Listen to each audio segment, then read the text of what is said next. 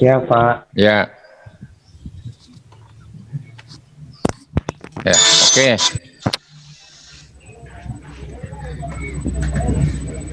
Jadi ini kita menguji validitas konstruk, ya. Menguji validitas konstruk. Pengertian dulu. Validitas itu sesuatu yang menunjukkan sejauh mana alat ukur mampu mengukur apa yang harusnya diukur. Ini dari Allen dan Yen tahun 79 ya. Jadi mampu mengukur apa yang seharusnya diukur. Jadi kalau misalnya mengukur luas bangun datar, ya isinya bangun datar, bukan bangun ruang. Ya, jadi begitu.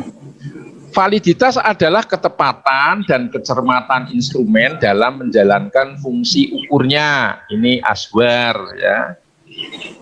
Kemudian validitas berhubungan dengan sejauh mana suatu alat ukur mampu mengukur apa yang seharusnya diukur.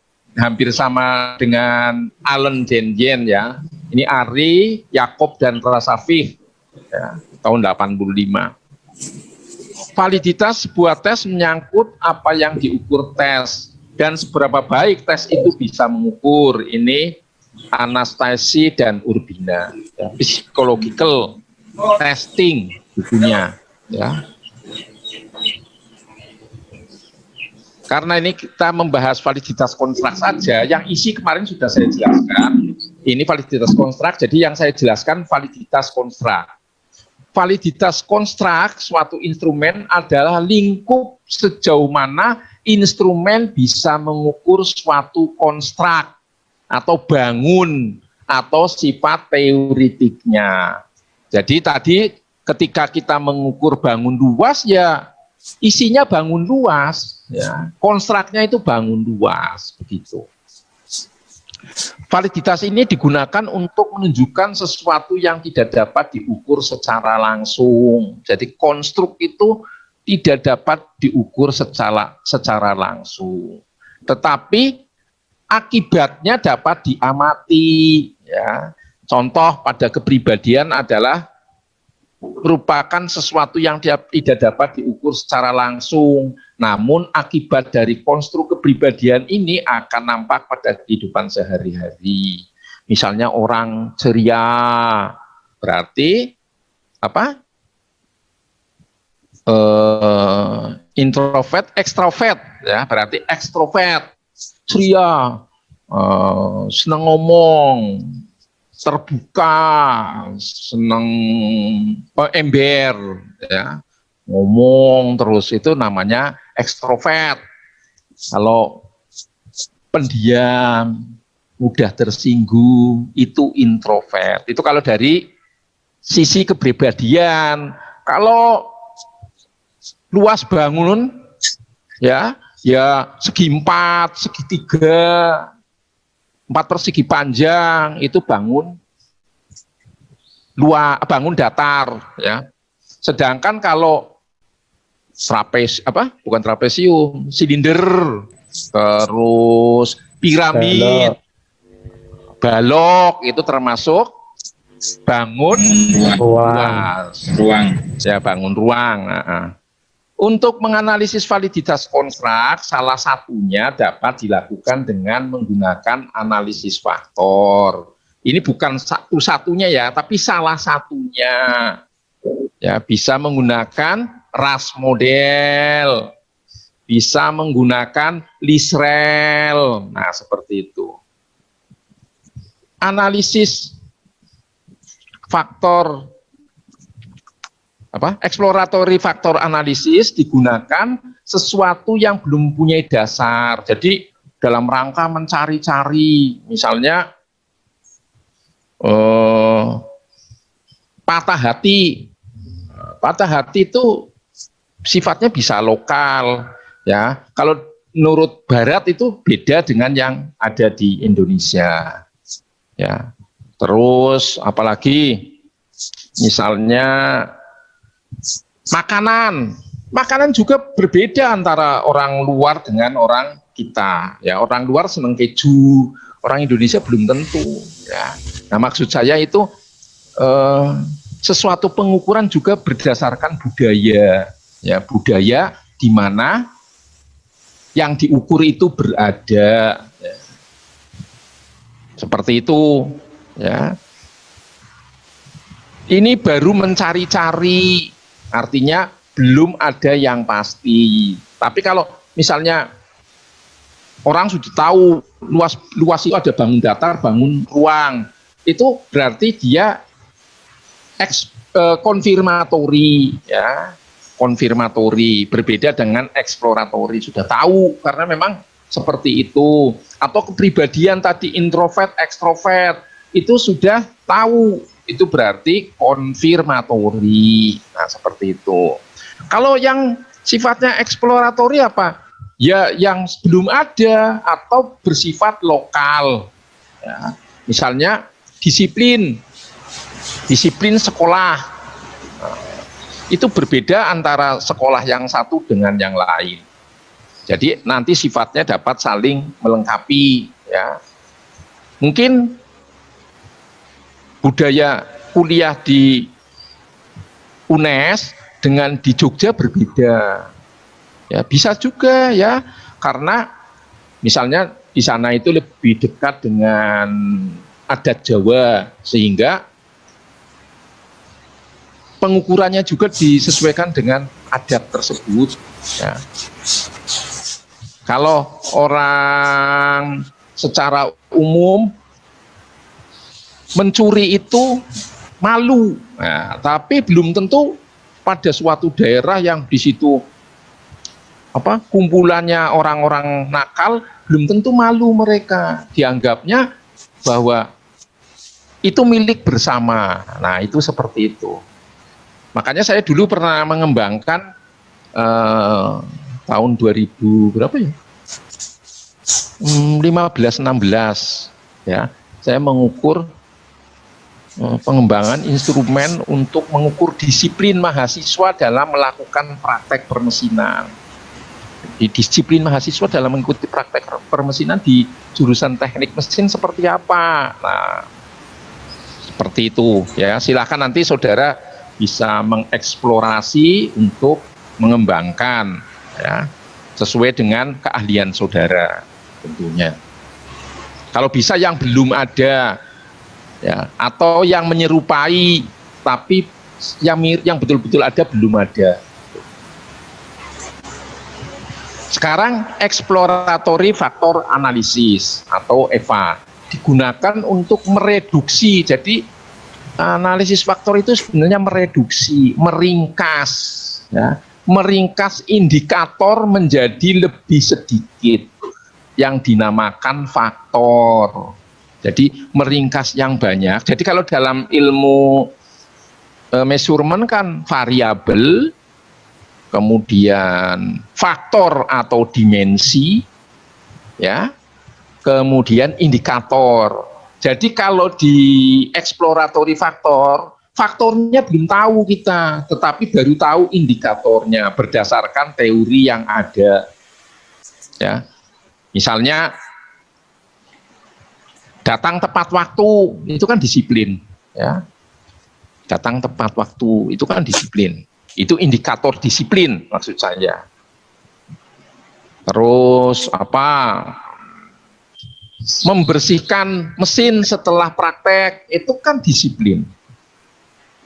Ya, jadi supaya alatnya awet, kemudian tidak jatuh karena oli, maka harus setelah praktek itu harus dibersihkan.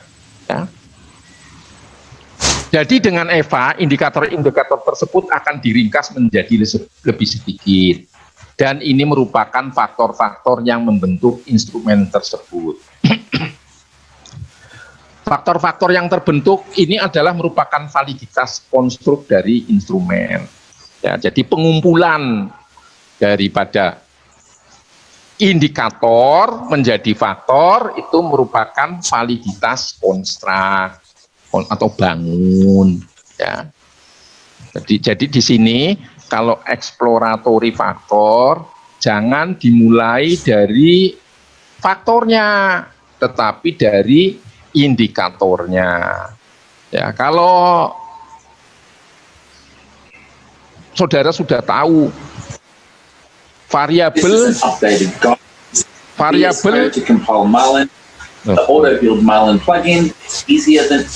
ada apa itu suaranya? Misalnya ada variabel luas bangun. Nah, faktornya bangun datar, bangun ruang.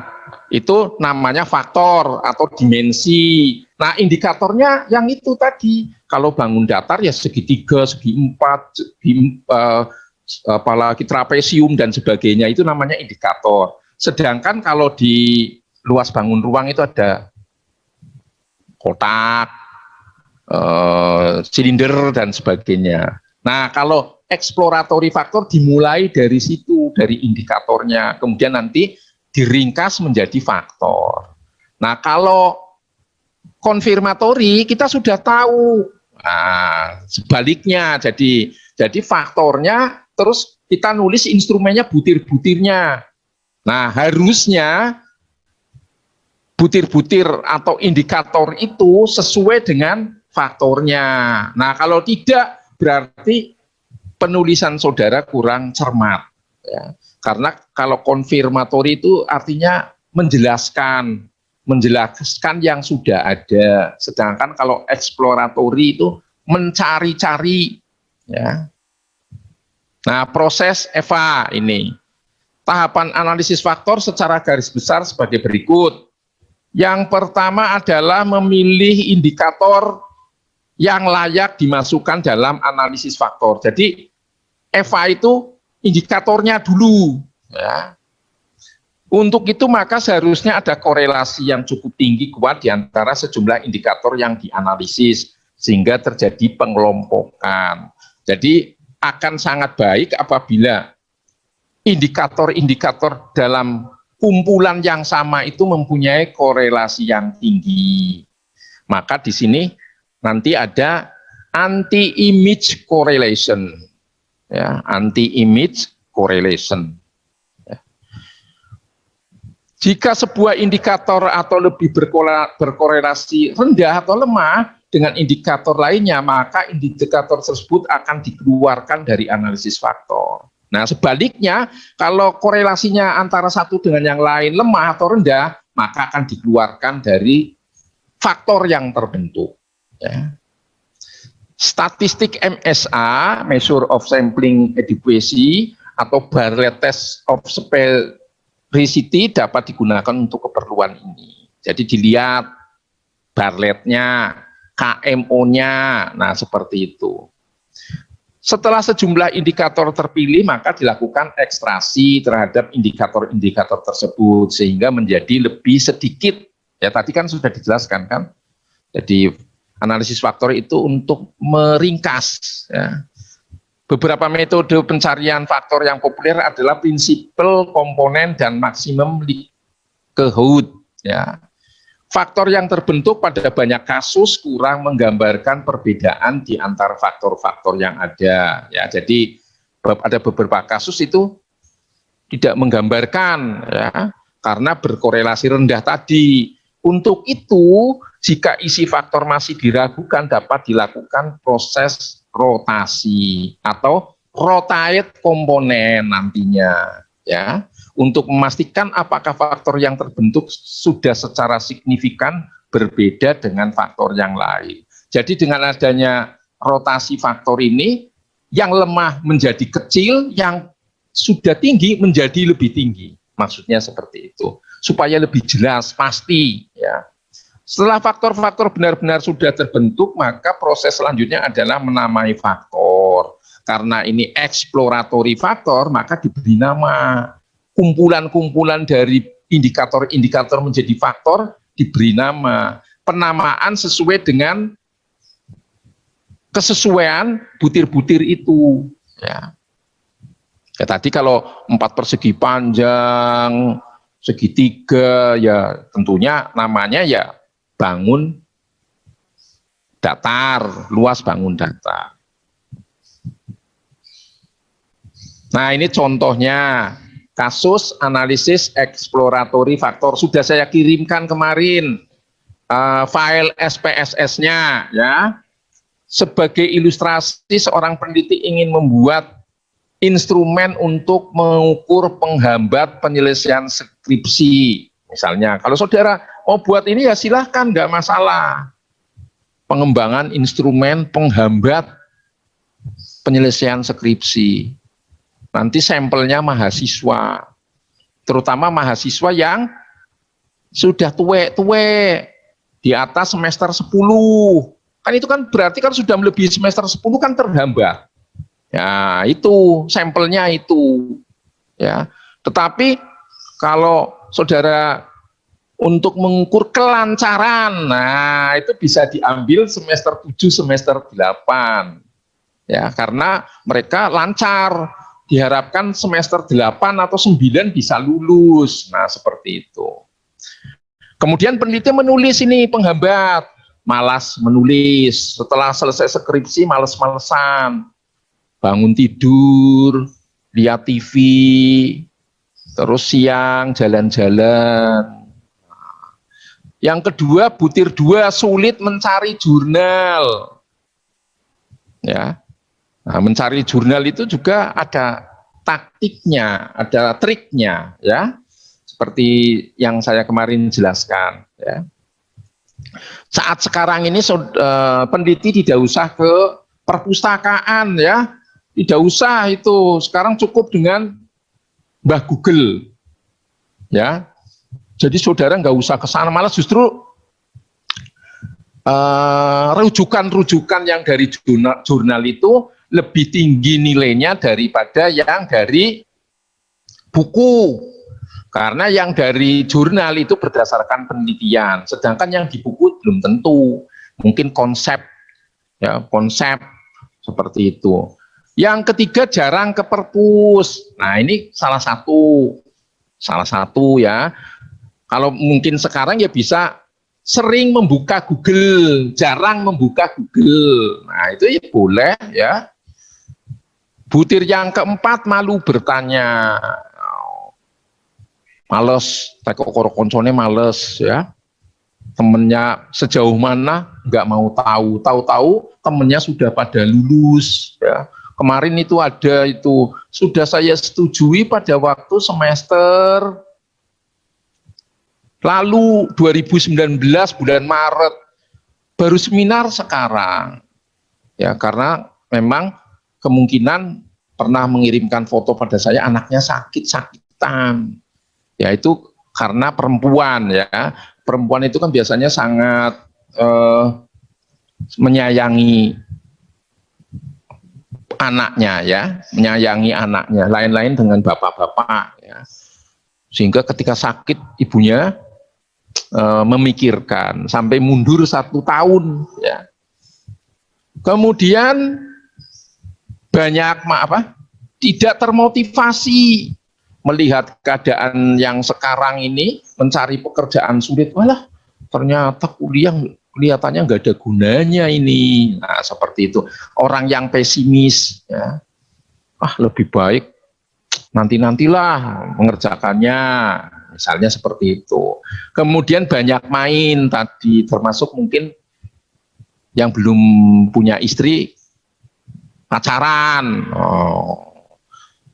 Yang masih di Semarang ya, belum selesai, malam minggu. Ya kalau malam minggu saja nggak apa-apa. Tapi kalau setiap hari datangin, makan bersama, saya lihat itu mahasiswa S1 ada yang begitu. Ya, sudah di dada kuliah, akhirnya menjadi tukang ojek pacarnya. Kemudian sulit ditemui. Ya, sulit ditemui ini maksudnya pembimbing ini sulit ditemui. Ya. Atau koreksinya lama. Nah, itu ada yang koreksi sampai 3 minggu. pada waktu setelah ujian itu 3 minggu, 4 minggu baru dikoreksi. Makanya saya sering, ya memang bisa juga seperti itu karena sibuknya ya, termasuk saya itu membimbing sangat banyak ya. S1 itu sekarang yang sudah lulus, S1 itu ada yang lulus itu sudah 4, tapi yang belum lulus tahun ini yang nyusul baru tambah sudah 6. Nah itu ya. Jadi tugas dosen memang sangat berat menurut saya ya. Kemudian tidak memberi masukan ya. Misalnya begitu diserahkan ke pembimbing, diambil, diperbaiki apanya, nggak dijelaskan ya. Harusnya kan dijelaskan, ini salah, harusnya begini. Nah itu namanya pembimbing ya, begitu, memberi masukan kepada mahasiswanya, bukan terus salah konsep, tidak benar, diperbaiki. Nah itu namanya masukan yang global sehingga sulit dipahami oleh mahasiswanya. Ketika mahasiswanya, Pak yang dimaksud ini apa, atau Bu yang dimaksudkan ini apa, ya kamu analisis sendiri dong. Nah misalnya seperti itu. Kemudian diberikan kepada 20 mahasiswa. 20 mahasiswa ini hanya contoh ya Mas ya, contoh. Jadi pada prinsipnya itu Gebel itu 6-10 butir. Kalau Dali Esnaga yang dari UNJ itu minimal 500. Ya, jadi pengembangan instrumen itu karena mengembangkan, membakukan, menstandarkan, maka tentunya kalau bisa lingkupnya luas. Ya. Saya waktu S3 pernah ceritakan sama saudara saya di Jakarta Timur, Tegal, Purwokerto, Semarang. Ya, jadi 4 kota.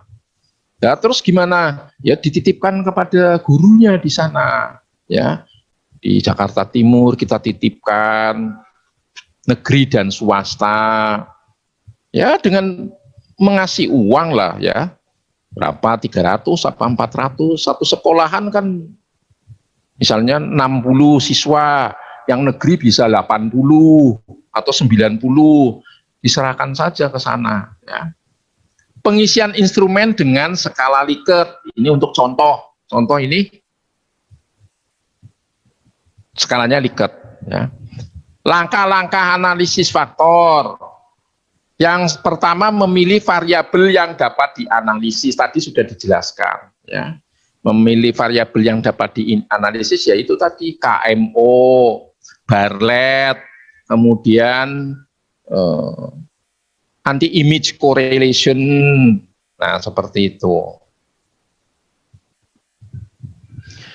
Membuka variabel view, masukkan hasil respon dari uji di lapangan, tulis pada NIM BUT 1, tipe numerik bit 8, desimal 0, label butir 1, yang lain dibiarkan, demikian seterusnya sampai ke butir 9.